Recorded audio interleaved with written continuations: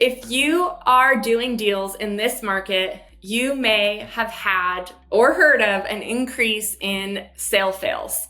I know that we're seeing more buyers back out of deals, and I want to share some tips that you can use as an agent to properly set expectations with buyers and sellers. So hopefully we can keep more deals together, the ones that should stay together, of course, and get more people to the closing table, which is the ultimate goal for everyone, right?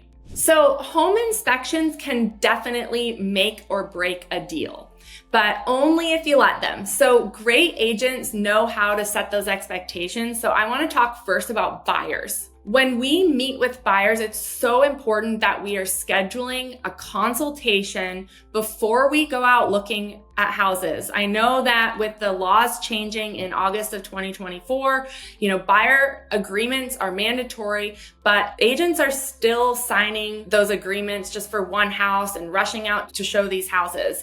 And we're doing our buyers a disservice when we skip the consultation process. Part of the purpose of the consultations is so that everyone going into transaction understands all of the different negotiation points and the purpose of things like a home inspection. One thing that I like to share with my buyers is literally every single house, even and especially sometimes new construction homes, have issues. Right now, sellers are definitely feeling the pain as well, right? Inventory is up a little bit, days on market are longer. If they want to get their home sold, sellers are definitely more likely to want to work with you than they were back in 2021 when we were giving away our firstborn child to get our offer accepted, right? They had like a long list of people that would take it if you didn't want it.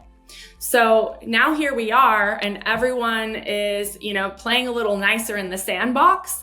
And so it's a good idea to let buyers know that the home inspection, the purpose of a home inspection is to uncover major safety, structural, or systems issues and issues that will impact financing if they're doing a loan on the property. It's not for nitpicking, and just because things come up on the home inspection doesn't mean we need to jump ship and abandon the house.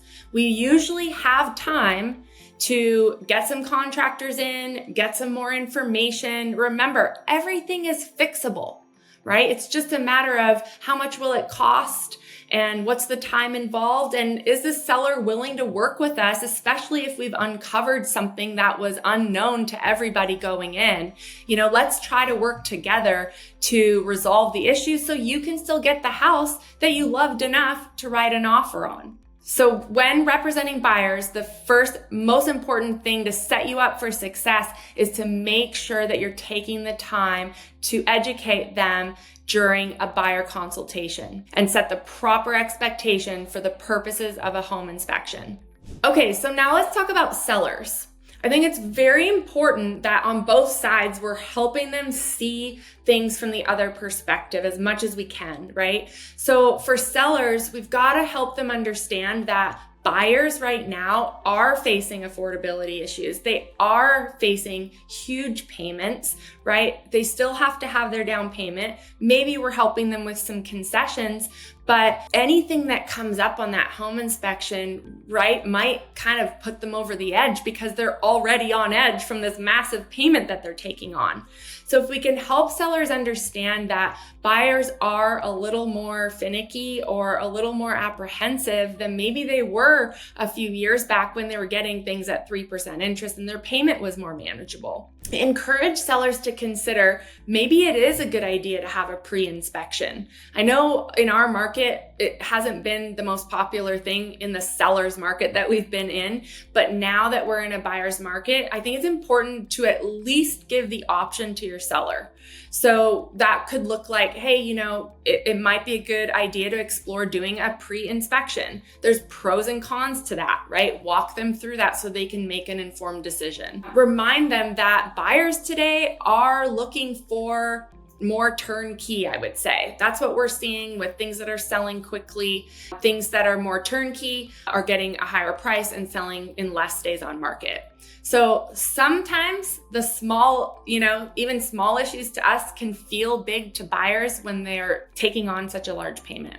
We want to avoid our sellers from feeling attacked or defensive. And I think if we wait to talk about repairs and inspection negotiations until we get the request from the buyers, it's too late, right? Now we're kind of backtracking and we weren't proactive in that conversation. So make sure that when you're signing the listing, you're talking through the process and the realities of the market that we're in, so they're not shocked or upset or defensive when the time comes. I hope some of these quick tips were helpful for you. I'm diving into this on a way deeper level with Brian Combs on August 7th. We're hosting a class from 12 till 2 p.m. right here in Vancouver at the Keller Williams office. It's open to all brokerages. It doesn't matter who you're with.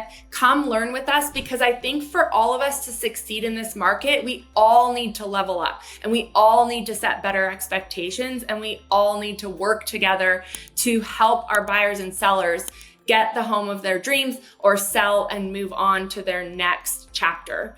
I'm Jacqueline Smith, and if I can help you with anything, please feel free to reach out. If you'd like the link to register for the class I'm hosting on August 7th, just reply to this email and I'll send it over to you. I hope to see you there.